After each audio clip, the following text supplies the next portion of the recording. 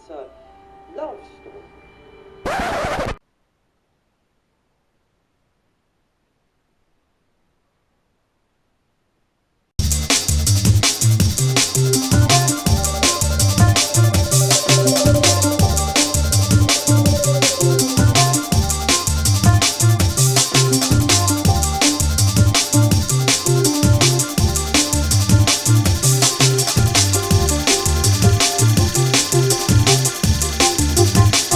Hello YouTube, let's review Doctor Who and hide. You should hide because of how silly this episode gets. Let me start by saying, just like Neil Cross's previous contribution, The Rings of Akaton, this episode started out brilliant, but completely fell apart at the end. What really frustrates me about this one, however, is that many of the things that made this episode fall apart could have been avoided altogether, and the episode would have been fantastic from start to finish. Watching the pre-title sequence, as well as perhaps the first 5 to 10 minutes, I really thought we had a winner on our hands here, because that opening sequence literally gave me the willies. And I thought to myself, holy shit, an episode of Doctor Who is creeping me out. I thought the explanation for the appearance of the ghost was quite clever. I don't know if a science fiction series has ever put this kind of twist on a ghost story before, where the appearance of the ghost was actually brief flashes of someone trapped in another dimension, or a pocket universe as the Doctor called it. Now, I know that Army of Ghosts did something similar with the Cybermen, but it wasn't anything like this. What was really intriguing was when Clara noticed that every photograph of the ghost depicted it in the exact same pose. This was later revealed to be because of a difference in time frames. Time passes more slowly for the ghost, or the woman trapped in the other universe, than it does for us. Army of Ghosts didn't do anything like that. Finally, a plot that makes perfect sense! The only thing that comes to mind that's even remotely close to this was an episode of the original Star Trek called Wink of an Eye, where these aliens boarded the Enterprise that existed in a different time frame. To beat them, Captain Kirk got inoculated with something that would speed up his metabolism to the point where he was in the same time frame as the aliens. From that point on, Kirk walked about the Enterprise, and the rest of the crew were moving so slow to him that they appeared motionless. Such is the case with the ghost in this episode of Doctor Who. However, Cross mucked it up for me at the end when he revealed that the woman that was rescued ends up being the professor's great-granddaughter or something like that. Really? Come on! That was completely unnecessary. Why does she have to be related? Why can't she just be some random woman trapped in another universe? And then the Doctor makes some corny remark like, "Oh, it was the blood of the family that was drawing you to the house," or something stupid like that. I mean, seriously, what difference would it have made to the story if she had not been related? None! Except that you could have avoided that corny dialogue. Plot holes really wasn't the problem with this episode. It was stupid, mindless bullshit that served no purpose whatsoever. And I can give quite a few examples.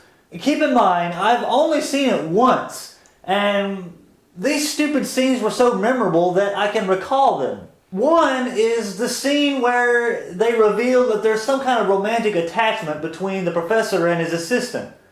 Now, everyone knows that I bitch about romance between the Doctor and his companion, and while I don't mind it as much when it's between two supporting characters, I don't really understand why romance was necessary in a story like this that was intended to be, and let's be fair, bloody terrifying. Then there's another scene, which is probably the most meaningless of all, where the Doctor and the Professor are in the dark room, and we have to sit through this long discussion about why the Professor bought the house and why he's a ghost hunter.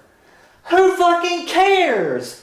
How the fuck is this information relevant to the plot? Honestly, who went into the opening of this episode thinking, I wonder why he's a ghost hunter? No one! Because why he's a ghost hunter is completely, totally irrelevant! You're fucking developing a character that's only going to make this one appearance in the series. Why? What's worse is that at the same time, we have Clara and the professor's assistant having their little girl time where they exchange their feelings for their respective companions. Totally irrelevant.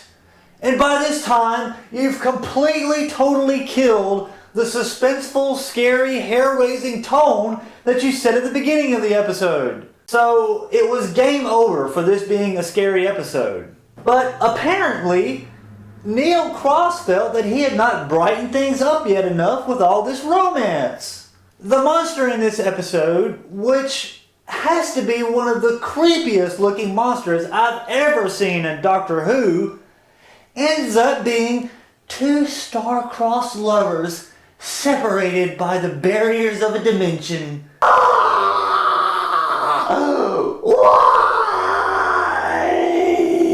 The ending gets so ridiculous. The TARDIS opens and lets Clara in. How the fuck does Clara know how to fly the TARDIS? Wait, before you comment with some smart-ass remark about the TARDIS is telepathic and it can tell where its occupants wants to go, okay, by that logic, why does the Doctor even bother flipping switches and toggling levers? If the TARDIS can be flown simply by mental power, why even fucking bother with a console room? And this is not the first time this shit has happened. Rose did it in The Parting of the Ways, and then Riversong did it in Let's Kill Hitler. The Doctor might as well just retire. A few things that I neglected to mention in my script. The Doctor mispronounces Metabolus 3. He pronounces it as Metabolus 3. How the fuck does no one on the production team catch that? If I had to rate this one, I would say 6 out of 10, and that's being very generous. Because Neil Cross completely blew it at the end there. Maybe he's not to blame. Several other fans that have already reviewed this episode, myself included, agree that this is yet another blatant example of why the 45-minute episodic format simply does not work for Doctor Who. Every episode now since the Bells of Police Box could have benefited tremendously from having 2 episodes to work with instead of just 1. Particularly in terms of developing a resolution to the plot which actually makes sense and doesn't rely on the power of love or some wishy-washy bullshit like that. If you like this review, be sure to subscribe to my channel. I post videos every week reviewing the latest episodes of Doctor Who. You can also read all my written reviews of all the new episodes of Doctor Who since Rose in my blog, where I basically compare the new episodes to the standards set by the original series. Here's the link. It's worth the read. Or I think it is anyway. You can also like this video, share it on Facebook, Twitter, Tumblr, StumbleUpon, forums, and so on. What's love got to do with it? Got to do with it? Plot holes really wasn't the problem with this episode. It was Stupus? What the fuck is Stupus?